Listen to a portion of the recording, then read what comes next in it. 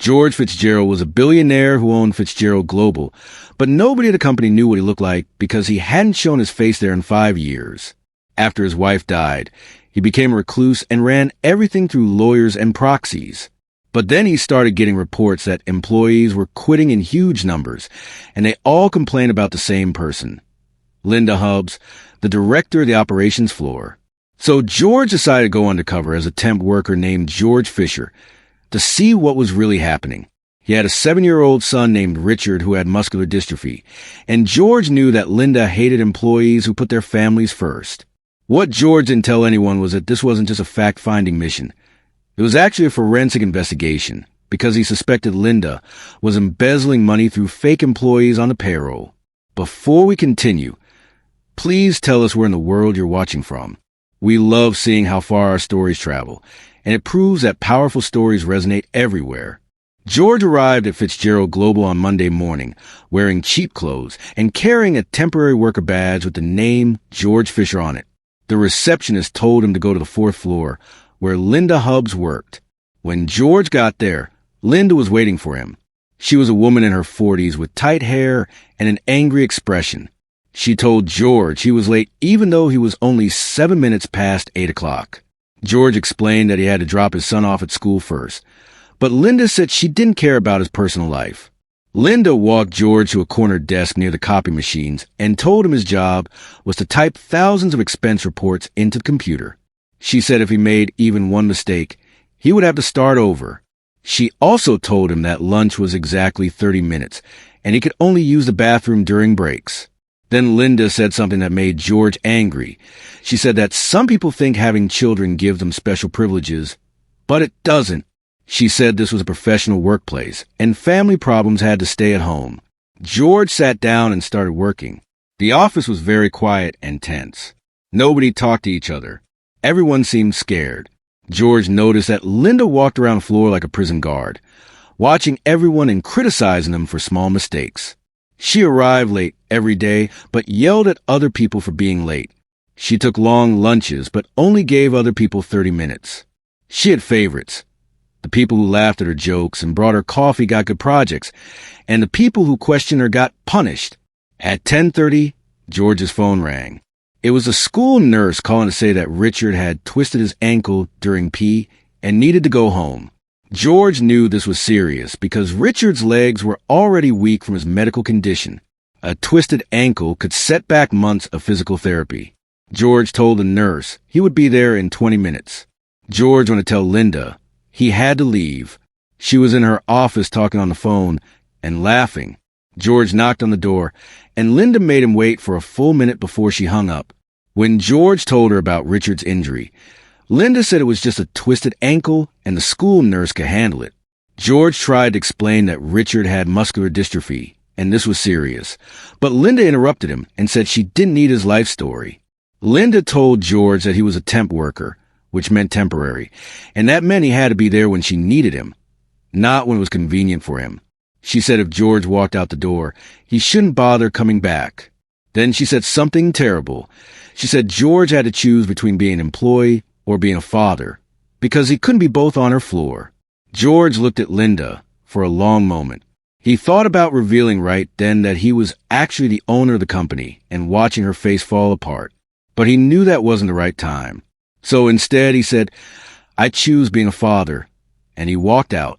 As George left, Linda announced loudly to the whole floor that this was a lesson for everyone. She said family was a liability in business, and everyone should remember that. George heard her words as the elevator doors closed, and he felt his anger growing. Linda had just made this personal, and she had no idea who she was dealing with. George picked up Richard from school and took him home. Richard asked if George got in trouble at work, and George said not to worry about it. But inside, George was planning his next move. He had seen enough to know that Linda was a bully and a tyrant, but he needed more evidence before he could take her down. So the next morning, George showed up at work again. When Linda saw George walk on the floor, she looked shocked. She came over and said she had told him not to come back. George said he had checked the employee handbook, and it said personal emergencies were allowed as long as the employee notified their supervisor, which he had done. He said he was within his rights to return to work.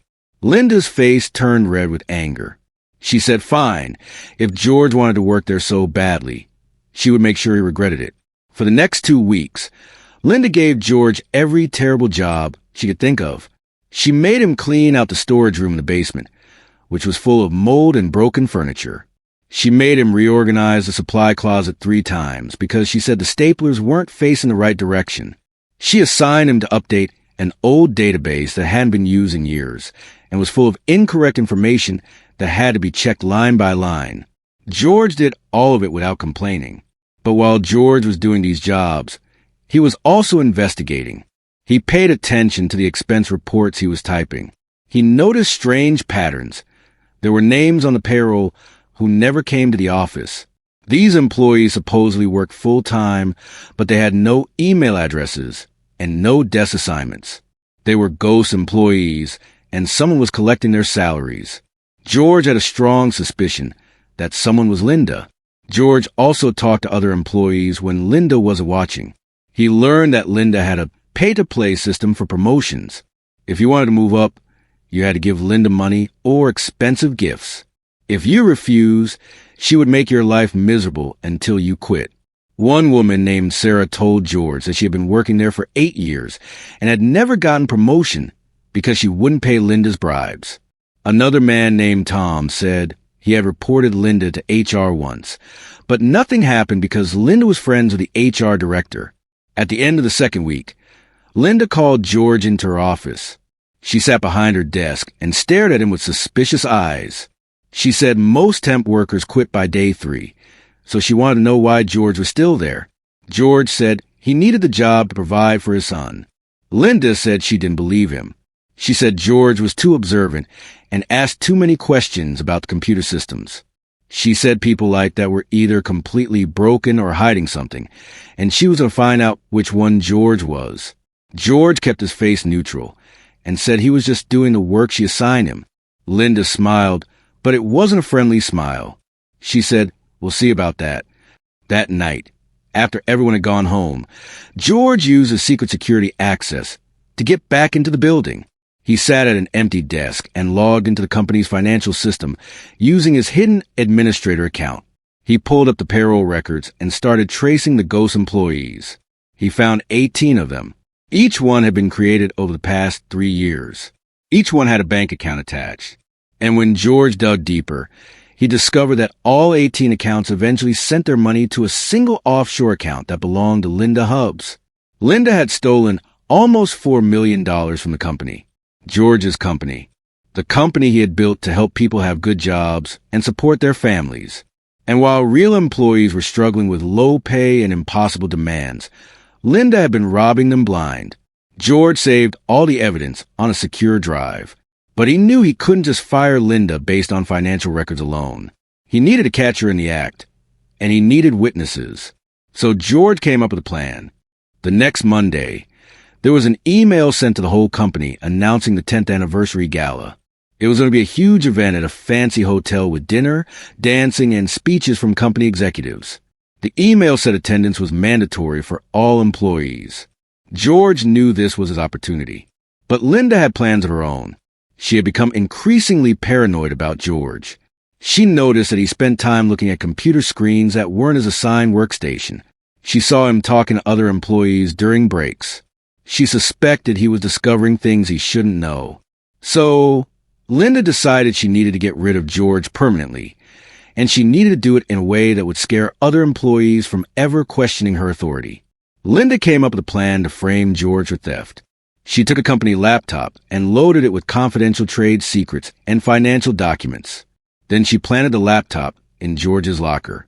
She planned to discover the laptop during the anniversary gala in front of all the executives and board members. She would accuse George of corporate espionage and have him arrested. This would serve 2 purposes. It would get rid of George, and it would distract everyone from an upcoming audit that Linda knew was scheduled for the following month. During the week before the gala, Linda became even more cruel to George. She criticized every piece of work he did. She wrote him up for being 2 minutes late, even though he had arrived on time. She publicly mocked him during team meetings, calling him slow and incompetent. She told other employees that George was being investigated for security violations and they should avoid him. George endured all of it quietly. He knew Linda was setting something up, but he wasn't sure what. He continued collecting evidence of her embezzlement scheme.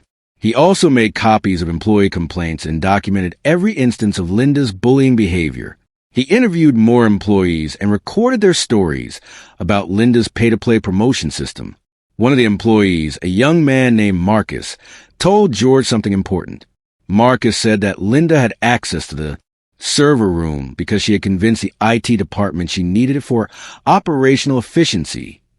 But Marcus, who worked in IT, said Linda spent hours in the server room alone and wouldn't let anyone else in while she was there. Marcus suspected Linda was hiding something on those servers, but he was too afraid to investigate because Linda had already gotten two of his colleagues fired. George thanked Marcus for the information and made a note of it. He now understood that Linda wasn't just stealing through payroll. She was also manipulating the company's digital records to cover her tracks. This made the case against her even stronger, but it also made her more dangerous. If Linda realized George knew too much, she might do something drastic. 3 days before the gala, Linda called a mandatory meeting for the entire floor. She stood at the front of the room and announced that there had been a security breach. She said confidential company information had been stolen and uploaded to an external server. She said the IT department was investigating and they would find the culprit soon. Then Linda looked directly at George and said, "Some people come into this company pretending to be loyal workers, but they're actually thieves and spies. We will find these people and prosecute them to the fullest extent of the law." Everyone in the room turned to look at George. The message was clear. Linda was accusing him. George didn't react. He sat quietly and took notes like nothing was wrong. But inside, he understood that Linda was setting the stage for his public humiliation at the gala. The day before the gala, George received a message from someone he trusted completely. James Peterson, the chairman of the board. James was the only person at the company who knew George's true identity. James had been George's mentor when George first started the business, and he had been managing the board during George's 5-year absence. The message said, "I've heard about the situation with Linda Hubbs. I've been watching her for months. Whatever happens at tomorrow's gala, I'll back your play. It's time to take the company back." George felt relieved. He had been operating alone for weeks, gathering evidence and enduring Linda's abuse. Now he knew he had support from the one person who mattered most. George spent that evening preparing his presentation. He organized all the evidence of Linda's crimes into a clear, devastating package. He prepared documents showing the ghost employees, the embezzlement, the offshore accounts, the manipulated server records, and the testimony from dozens of employees about Linda's bullying and bribery. George also thought about Richard. His son had asked him several times why he was working at a job where people were mean to him. George had told Richard that sometimes you have to do hard things to make the world better. Richard had nodded seriously and said, "Like when I have to do my physical therapy even though it hurts?" George had smiled and said, "Exactly like that." The night before the gala, George tucked Richard into bed and promised him that after tomorrow, things would be different. Richard asked if George would still have to work at the mean place, and George said no, he wouldn't have to work there anymore. Richard smiled and said, "Good. I don't like when people are mean to you. Daddy, you're the best person I know." Those words stayed with George through the night. This wasn't just about taking down Linda Hubbs. It was about showing Richard that you stand up to bullies. It was about proving that people who abuse their power eventually face consequences. And it was about reclaiming the company George had built, a company that was supposed to help people, not hurt them. Listen, if you're still here, it means you're invested. You want to see what happens next. But here's the reality. Most people watch stories like this and scroll away without subscribing. They enjoy it, then vanish. If this story actually matters to you, if you genuinely care about how it ends, hit that subscribe button. It only takes a second. Otherwise, you'll probably forget this channel exists and miss all the other incredible stories I share. The anniversary gala was held at the Grand Meridian Hotel in a massive ballroom with crystal chandeliers and marble floors. There were hundreds of people there, Executives, board members, department heads, and regular employees like George. Everyone wore formal clothes. George had rented a simple black suit that fit him well, but didn't stand out. He looked like exactly what Linda thought. He was a nobody. Linda, on the other hand, wore an expensive red dress and diamond jewelry. She moved through the room like she owned it, laughing loudly and accepting compliments from people who were afraid to offend her. George watched her from across the room and saw what 5 years of unchecked power had done. Linda didn't just think she was important. She genuinely believed she was untouchable. The first hour of the gala was cocktails and small talk. George stood in a corner and avoided attention. Several employees from the fourth floor saw him and looked surprised that he had come. Sarah, the woman who had told George about Linda's bribery system, came over and whispered, "You shouldn't be here. Linda's been telling everyone you're about to be arrested for stealing company secrets." George thanked her for the warning, but didn't explain anything. At 7 o'clock, everyone was called into the main ballroom for dinner. There were dozens of round tables set up with white tablecloths and fancy place settings. George found his assigned seat at a table near the back of the room. It was a worse table, closest to the kitchen doors where servers kept rushing in and out. Linda had obviously arranged the seating. All her favorite people were at tables near the front, close to where the executives would sit. During dinner, several executives gave speeches about how successful Fitzgerald Global had been over the past 10 years. They talked about record profits and expansion into new markets. They praised the hardworking employees and the strong leadership. George noticed that Linda smiled every time someone mentioned leadership, as if they were talking about her. After dinner, James Peterson, the chairman of the board, stood up to give a speech. He was an older man with white hair and a commanding presence. He had been in business for 40 years, and everyone respected him. James talked about the founding vision of Fitzgerald Global, a company built on principles of fairness, integrity, and respect for employees. He said the founder had wanted to create a workplace where people could thrive and support their families while doing meaningful work. Then James said something that made the room go quiet.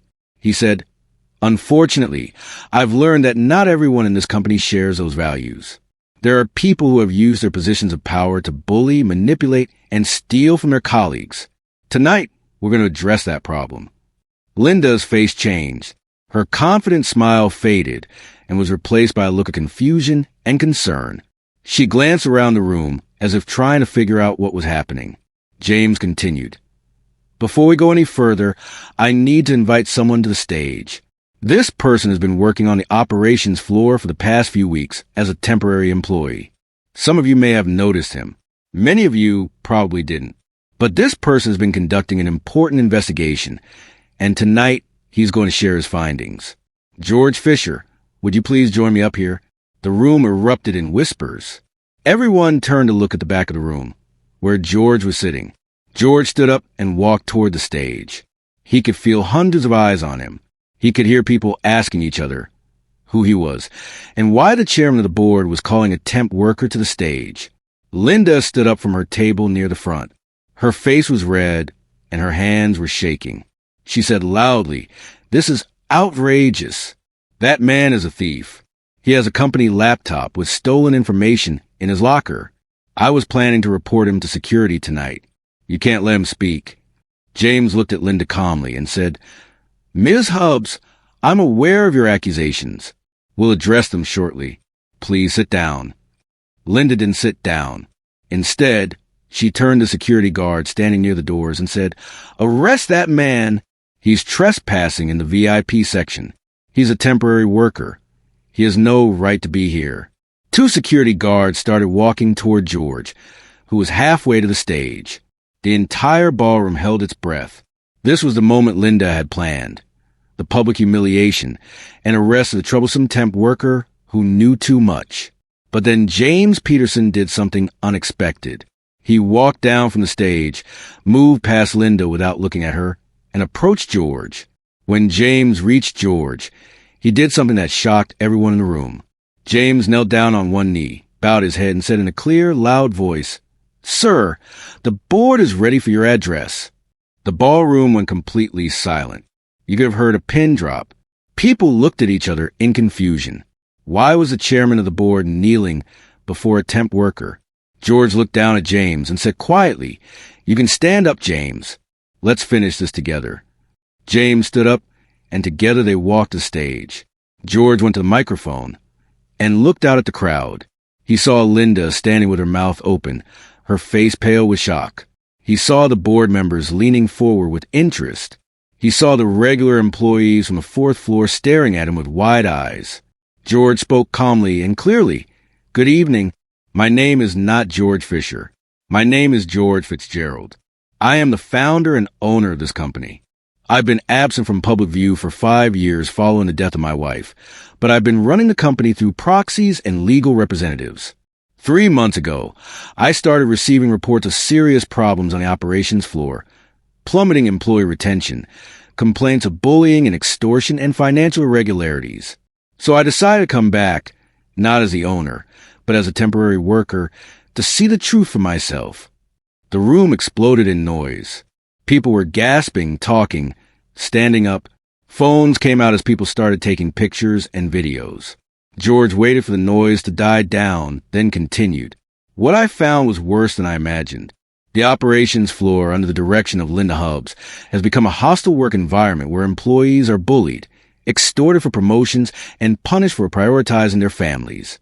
I personally experienced this treatment. Ms. Hubbs told me I had to choose between being a father to my disabled son and being an employee. She called family a liability. She created a culture of fear where good people quit rather than endure her abuse." George looked directly at Linda, who was standing frozen at her table. Her expensive dress and diamond jewelry suddenly looked like a costume. But Ms. Hubbs didn't just abuse employees. She also robbed this company. And now I'm going to prove it. The screens around the ballroom suddenly lit up with images from George's presentation. The first slide showed a simple title: Forensic Investigation, Employee Fraud and Embezzlement. The crowd turned to look at the screens, and the room went quiet again. George continued speaking. "When I was working as a temp, Ms. Hubbs gave me access to expense reports and database systems because she thought I was too insignificant to matter. She was wrong. Those tasks allowed me to see patterns in the payroll. That didn't make sense. So I investigated further.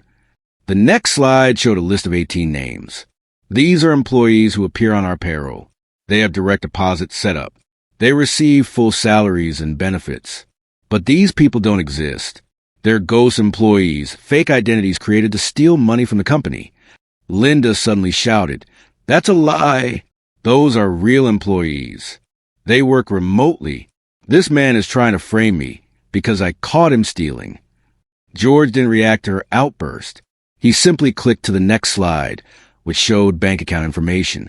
Each of these ghost employees has money deposited into their accounts bi-weekly.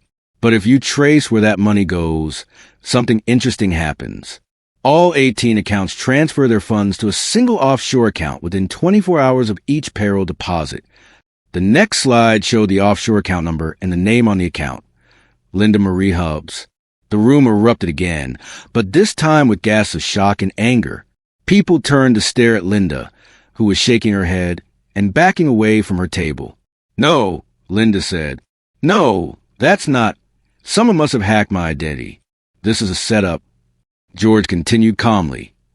"Over the past 3 years, Ms. Hubbs has stolen $3.7 million from this company. But that's not all. She also ran an extortion scheme where employees had to pay her bribes to get promotions. I have testimony from 42 employees about this practice. I also have documentation of her systematic bullying and harassment." The screen showed emails, text messages, and written statements from dozens of employees. The evidence was overwhelming and impossible to deny.